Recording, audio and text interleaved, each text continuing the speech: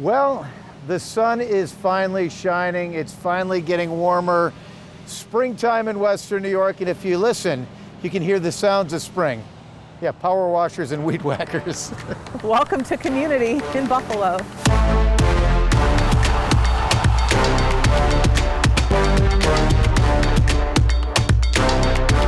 All right, well, it was a surprising season from start to finish. We're joined by Marty Baron, Buffalo Sabre great and Buffalo Sabre analyst. Yeah, it was a surprising season. Why did you chuckle when I said great? Because, okay, I mean, it seems like I was way better now than when I played. Exactly. So maybe that's what it is. It's like, just give it a few years. Give it a decade plus, maybe 2 decades. Oh, next year you'll be legend. I'll be legend. I will be a legend. No, you know what? It was surprising to a certain expectation, like, you know, going into the season, because October and November really didn't go that well. Right. And then December it clicks, and then it seems to go just better and better and better. The best team in the NHL from the start of December on. When you look at this team, you're like, okay, they could be really good for a few years. You've seen people really come out of the woodwork like, hey, I'm all about the Sabres. I'm with the blue and gold. Did you see that? Did you feel that? No, I felt that. I felt that on social media when we do our shows, right? Sabres Live and the game, people's interaction and questions and comments and positive comments, which we all know social media could be a lot of negative comments, so it was great for that. Even the fans, like the young generation, the biggest thing for me was the young generation. Yeah. All the kids that are 17, 18, 20, 22, whatever, and the last time the Sabres were in playoff, they were either in diapers or not even born. And then they're showing up to party in the plaza and the Saberhood block party, watching games outside. They're wearing their Sabres gear at school, at high school or whatnot. Like, to me, that's what the Bills did a little bit for a generation, and then everybody got Bills. And now I think that there's gonna be like that Sabres young crowd that could say, hey, my parents were right, or my grandparents were right, or my uncles and aunts were right. It's not this tale of old days, like it could really happen. The biggest question I always get is, why? What happened? How did they flip the switch? And my response is always, confidence is an unbelievable thing. Confidence and health. If you point out to a lot of the players that had seasons that were beyond what people expected from them, it's because they were healthy, and a lot of the work that they've put in the last year and a half. Like, I played for Lindy Ruff, and he used to always say the same thing: start of the year, we're going to be the best conditioned team. What do you say to the fans, the old timers, the new generation?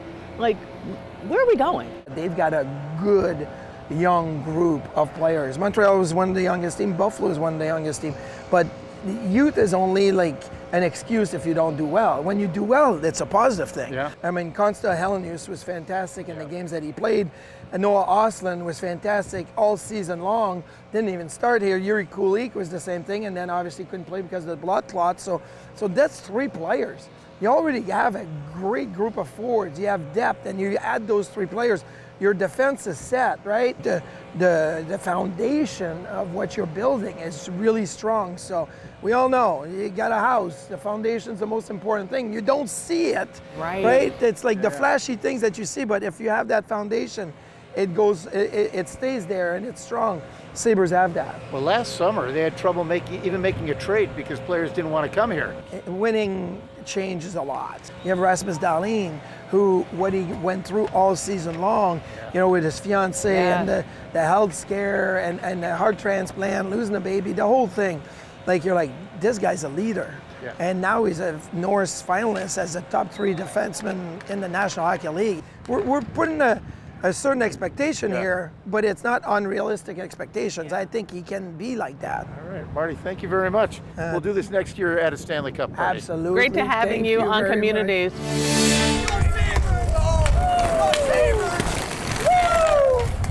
His chefs was always like a second home to all the players. For us to get together as alumni with the Blade Gang is exciting. I mean, these guys have caught social media by storm. Former Sabres captain Michael Pekka led the team to the 1999 Stanley Cup final. He says this Sabres playoff run is bringing the city to life, with some help from the Blade Gang. The group of 9 childhood friends and hockey teammates from South Buffalo who have gone viral on social media for rollerblading to Sabres games in full uniforms and hyping up the crowd. They're pretty crazy. They went to Boston when we played in Boston, and they're bringing us good luck, so that's a good thing. Lou Billetier says the restaurant has a long history of bringing in Sabres players before a game. 2-time All-Star Danny Gare says it was a special experience back in the day. And now members of the Blade Gang say they're excited to be part of it. We used to sit right over there, myself as a rookie with a bunch of my teammates, and Louis' dad was gracious enough to always feed us. It's an honor to be invited out by chefs, let alone to see the Blade Gang take off this far, and to be here with the chef's family, inviting us out, sharing a dinner with a couple of Sabres legends. What I've learned living here is, as much as they want to win, the fans want to see an honest, working team, more than anything. And then when you win and have that success on the back end of that hard work, it just brings the whole community together. And there's no place that you'd rather win than in Buffalo this time of year. This is where the technical director sits. I'll direct, and I'll sit next to the technical director. Aaron Pike is the director of video board operations, the one responsible for what you see when you look up from the ice. I love it. I think I have the best job in the building. My boss and the rest of the crew, they are up in the press box, and they are giving us cues and control. Like many on the Sabres staff, this is his first time working a playoff run, and the energy is unmatched. Totally a different beast. It's fun. It's exciting. The pace of the shows is amazing, and that's due to the fans. Arriving just in time, the team is working with a fairly new video board, introduced in August of 2024. Aaron says it's been a game changer. There's a lot more we can do with this board. I mean, we still are learning what we can do and how we can do it, but between this and the 2 underbelly boards, I think fans get a better look of what we're actually trying to accomplish. The rush in the control room, different from what you feel in the stands, but every bit as satisfying. As soon as something happens, we respond. And with that response, instant gratifications. The fans either love it or they hate it, right? And when they love it, it's the best feeling in the world. And we're going to switch gears now to a very serious subject. That subject is homelessness. It is rising, and rising right here in Western New York. Results show homelessness increased based on a January point in time or PIT count. It's a 24% increase of individuals experiencing homelessness. The annual count identified 2,188 people experiencing homelessness across Erie, Niagara, Orleans, Genesee, and Wyoming counties. The face of homelessness is just people like me and you. 51% single adults, 49% family households, children under 18 accounted for 31%. And you see signs of it when you exit the Kensington Expressway into downtown Buffalo. The 3 primary causes that people are self-reporting of what is their cause of entering homelessness. Number 1 is eviction. Number 2 is loss of employment and loss of income. And number 3 is domestic violence. She calls it an affordable housing crisis. We don't have enough affordable housing in not only the city of Buffalo, but Erie County and Western New York as a whole. People are staying longer in shelters. On average, people stayed 71 days in 2024. Last year, 92 days. Couch surfing. How often do you hear it, see it? Quite often, especially among youth, so those under 24, it's really common. Homelessness and food disparities also correlate. I mean, well, just think about it. No house, no stove. And if you are struggling with housing insecurity, food goes right along with it. And even in rural communities, they've seen a spike. Specifically, families experiencing chronic homelessness, and it's going to look a lot different in rural areas versus city areas due to access to resources. Coming up on Community, it's been 4 years. Remembering 514.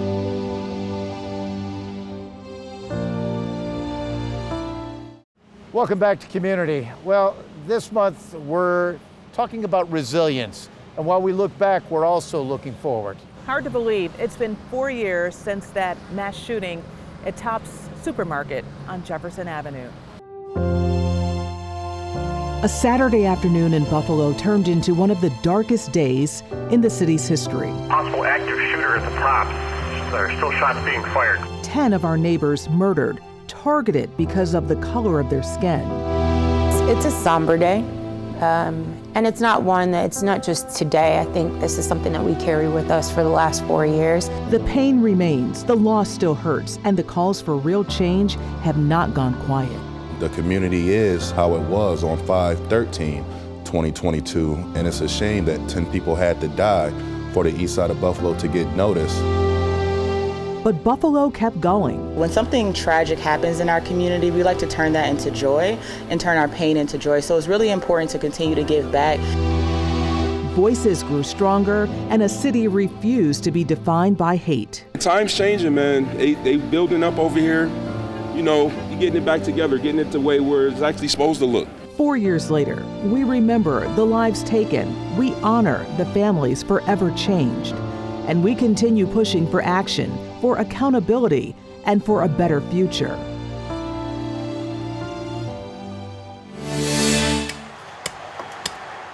Across Buffalo's east side, the sound of pain turning into purpose was unmistakable. We can't bring the lives back, we can't do things like that, but what we can do is inspire people to see that there is good going on.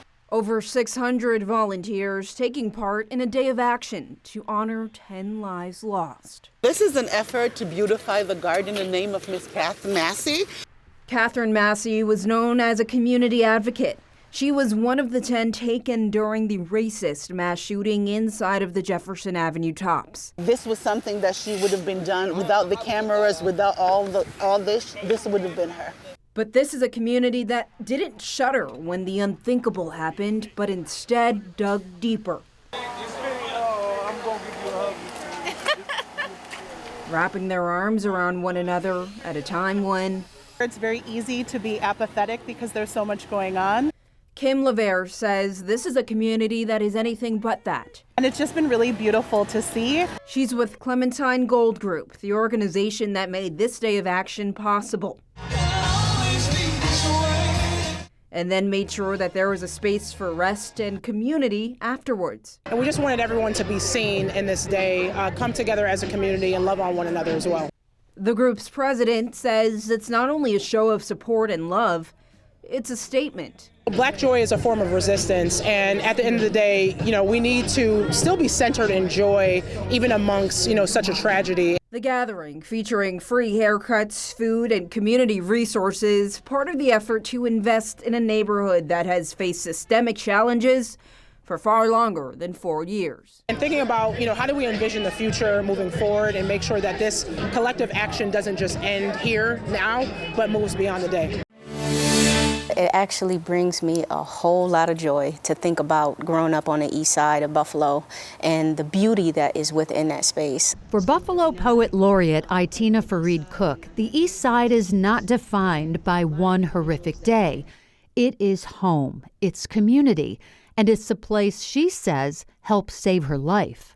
I'm in the position that I'm in right now because of the opportunities that I was given on the east side. It's nothing like having community to kind of catapult you into a space that you didn't know you would go. Fareed Cook grew up in foster care, attended Buffalo's Performing Arts High School, and discovered writing through counseling as a child struggling with trauma. She says poetry became both refuge and purpose. And she told me to write, and so that's what I did. And I found sanctitude behind the words.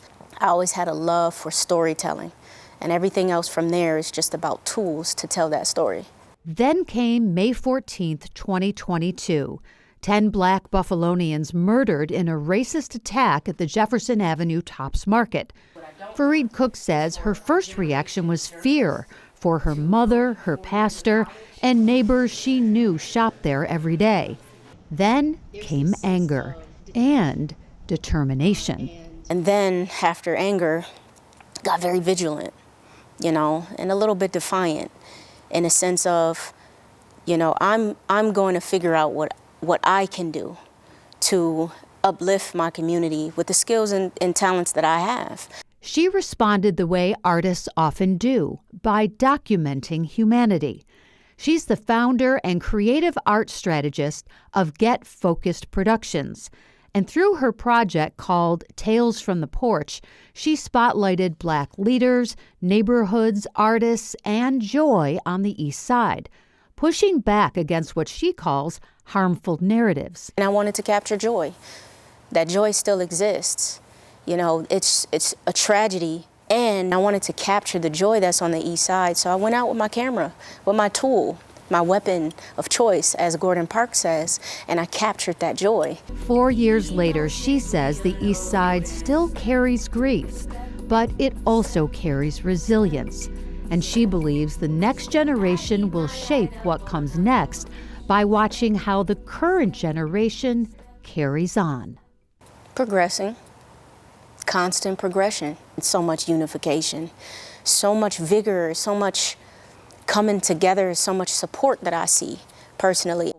A poet, a mentor, a storyteller, and above all, a believer that Buffalo's East Side must write its own story. We still stand, we're still strong. Grief is an ongoing process, but at the same time, joy, resilience, restoration, and that's what's important. That's what I choose to focus on, you know? I choose to focus on that and the fact that I can choose because I have freedom to do so. Well, still to come on Community, we're talking about not only the Sabres' return, but also the departure of some well-known people. In law enforcement and in higher education. 1983. It was a great career. Officer Juan Phillips. I was always proud of my uniform. I was always proud of my badge. 43 years on the force. And I have absolutely no regrets. A patrolman, he worked in narcotics and was assigned to do personal security for former Mayor Masiello. Because you never know what was going to happen. And my job was to make sure that, one, he was safe wherever he went. And he spent many years at McKinley High as a school resource officer, working with their basketball team. Still, he was officer first. And if you can have the moment to influence someone's life, you could change the course of the life forever. The student body has to see that you're willing to participate. And as a police officer in uniform, I consider myself a servant to the community. I serve the people. So me, I want to be in the community. I want to be up and down the streets. I want to talk to my seniors, talk to the young people. In 2020, he was one of the first officers to get COVID, hospitalized over 100 days on a ventilator. When I was in a coma for quite a while, and two, I had no memory of it. To his surprise, when he was discharged, this was the scene outside ECMC. I got overwhelmed with the appreciation. But I always tried to treat people correctly. And yet he still returned to work. I thought I was going to retire, but I still had that zest. I believe there was a reason why my journey didn't come to an end.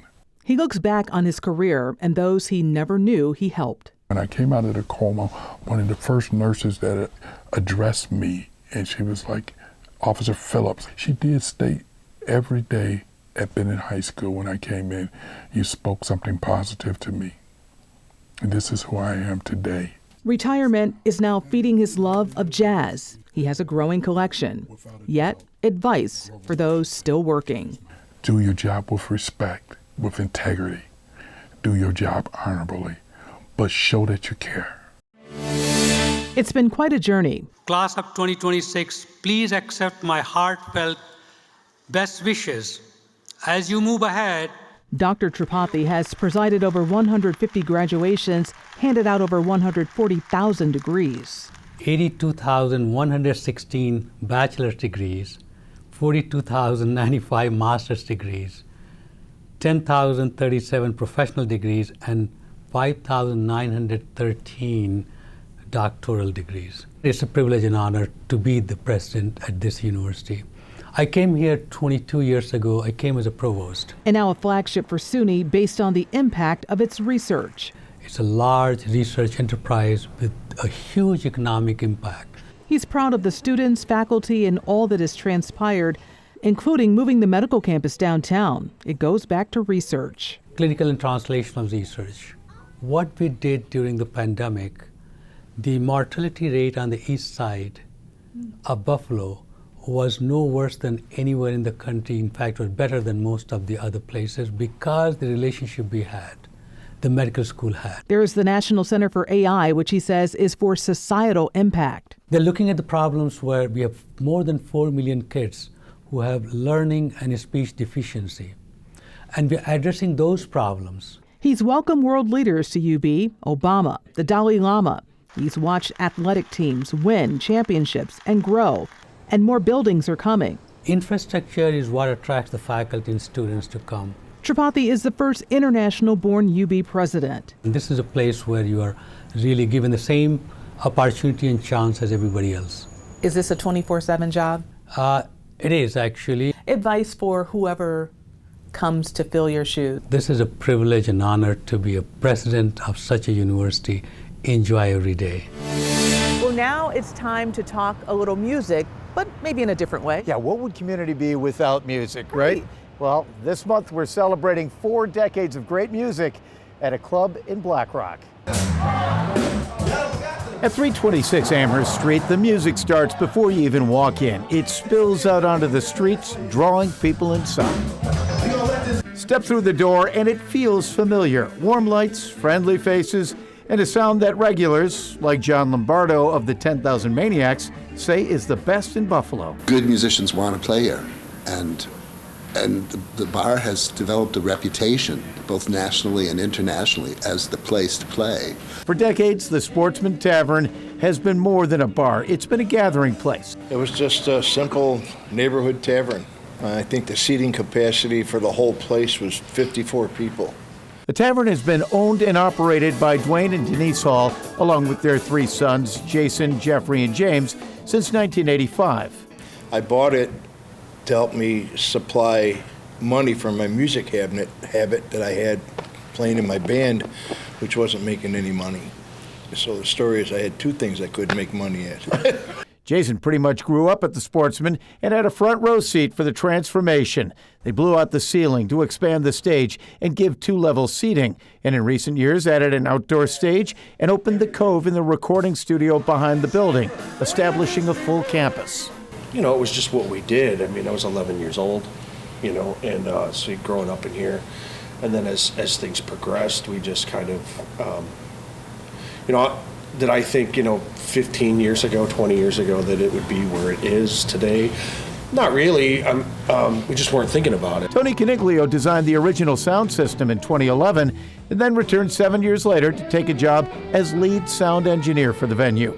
How gratifying is it when you see the musicians come in, national acts, local acts, whatever it be, and they are incredibly appreciative of what you've created here? No words to describe. The people on stage, the people in the audience, it's just so gratifying to get the positive feedback. And rarely do I hear a complaint about anything, and I think we're really blessed in that regard. What started as a simple neighborhood bar has evolved into one of Western New York's premier live music venues without losing its family feel. It's thriving, and the fact that he's got a legacy behind him that will be taking it over someday, it's the best in the business. Yeah, just in time for the show to end, the weed whackers stop. So it's just the way it goes sometimes. So did the Sabres, but that's okay because there's always what? Next year. Next year, and I think they're going to be on and on Absolutely. and on. And there's always next month as well. That's right. For you to join us on commUNITY. Thanks so much for joining us. We'll see you in June.